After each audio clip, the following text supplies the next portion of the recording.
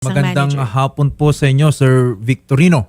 Magandang hapon din po, sir. Paano nyo po ba nakilala etong si Ma'am Marjorie? 2004, girlfriend ko siya. Tapos nung 2004, di umalis ako. Nagsiman? Nagsiman, sir. Opo. Tapos nung sabi ko sa kanya, hintayin mo ako. Tapos pagbalik ko, magpakasal tayo, sabi ko. Naka-abroad na rin siya. Tapos magmula noon, wala na kaming communications. Tapos nung 2012, nagkaroon kami ng communications. Tapos nasa abroad na siya.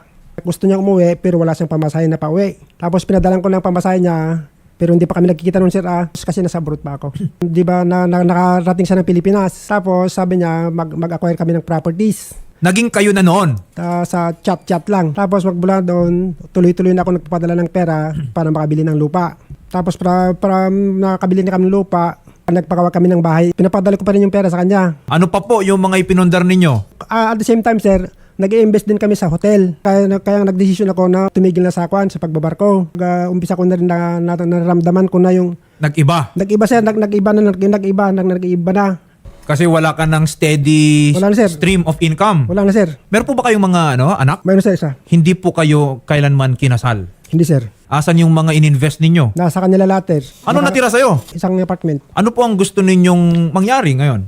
Sir, kung gusto ko sanang kahit man lang mahati, kung pwede, o kung naman, kung pwede, bawiin ko lahat, yun sana ang gusto ko. Binabawi mo na yung mga... O kung pwede sana, sir. Sinubukan mo ba, sir, na sabihin sa kanya na total, ako naman yung nagpundar sa mga yan, pera ko naman yung ginamit dyan, asan? Dapat may porsyento ako dun sa kinikita ng Wala, mga... sir. Walang binibigay sa akin kahit piso. Kamusta naman yung relasyon po ninyo dun sa anak po ninyo? Lumalayo na yung kwan ng anak ko. Ayaw na rin sa inyo. Parang ayaw na rin sa akin. Ma'am Marjorie, magandang hapon po sa inyo.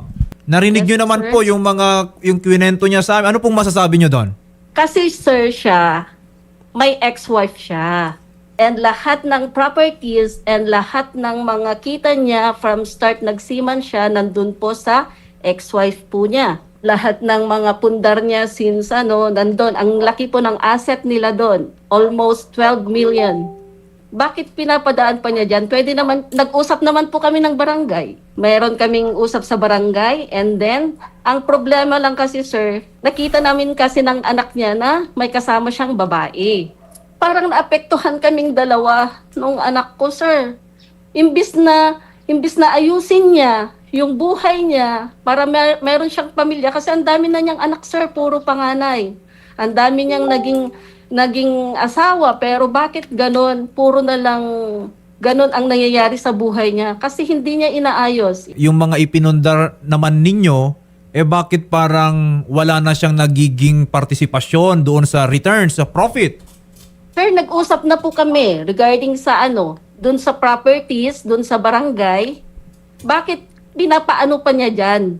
Ano po ba nangyari Pero- doon sa usapan ninyo? Hindi ba nasusunod yung agreement? Hindi na susunod, sir, eh.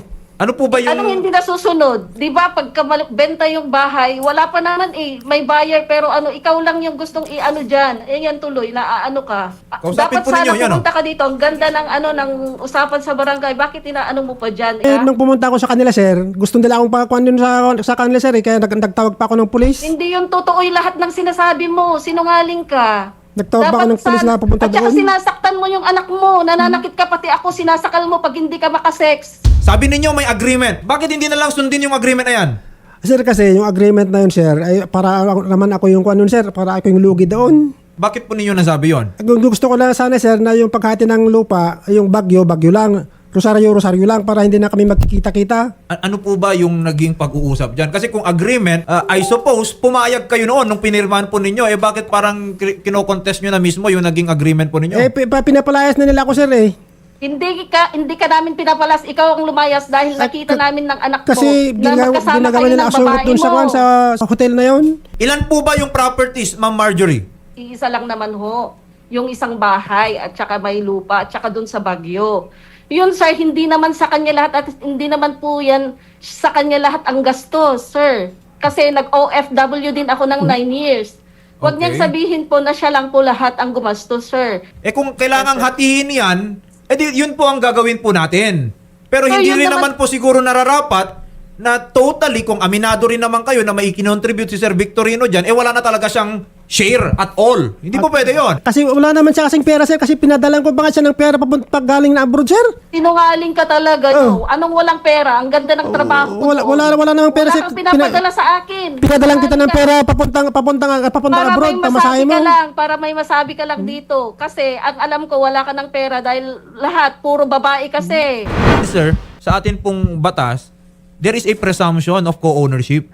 Oh, sige, sir, basta Doon po makapal sa inyo. No? Hindi mo naman pwedeng sabihin na angkinin ko yung buong building na yan, angkinin ko yung buong pag-aari na yan. No, hindi po pwede yon. Kasi bakit? Nagsama naman kayo eh. Ang solution po dyan is we divide the property. Kaya hatiin na lang, sir, yung kunyari yung lahat ng property sa Rosario lang.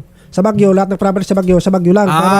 Dahil madaming property Yun lang, at hindi ganun lang, mabenta-benta yung mga properties na yon. Yes, sir. Kumbaga, i-assign na lang akin yung property sa Rosario, sa kanya yung sa Baguio. Ganun na lang, sir. Mas madali nga yun kung papayag si Ma'am Marjorie. Ma'am Marjorie, may suggestion si Sir Victorino. Total, hindi lang naman daw iisang property yan. Bakit hindi nyo na lang pag-usapan yung property dun sa isang lugar, may ibibigay kay kanino, yung isa sa properties, ibibigay kay Sir or kung sino man. Paano naman yung anak ko, sir? Hindi naman siya nagsusupport ng ilang taon mula nung umalis siya. Okay, ganito po ma'am. Ano yun? Yung aspeto po ng suporta, hiwalay din po yan. Yes, sir. Okay? Hiwalay din naman po yan, ma'am, no? Nire-recognize nyo naman na meron kayong obligasyon. Oo, sir. Okay? Kasi hindi naman ako makapagbigay, sir. Kasi nasa kanila naman lahat yung income ng kwan, sir. 15,000 lang ang income doon. Tama.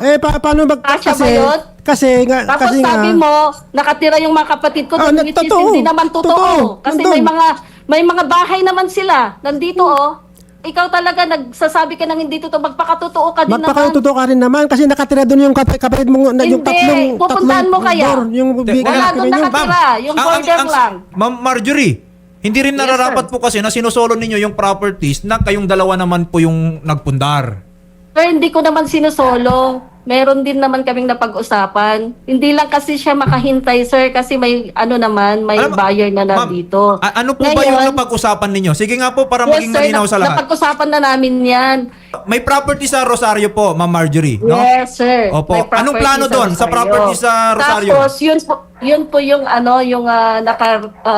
ready for sale yun. Kailan pa po for sale yung property na yan sa Rosario? Matagal na, sir, ito lang hinihintay lang kasi merong buyer. Yung property naman po sa Baguio, Ma'am Marjorie, ano pong plano doon? Yung property sa Baguio, sir, may mga border yon, pero hindi po lahat meron doon kasi may mga nagreklamo regarding that sa na nagpapaupa daw, hindi naman daw tama na magpaupa. Ang kinikita doon is mga 15 o 16K, count nyo na lang ho, ng monthly. Sige po, Yun po yung pang-support ko doon sa anak ko kasi since hindi naman nagsusupport si Victor simula po nung umalis siya.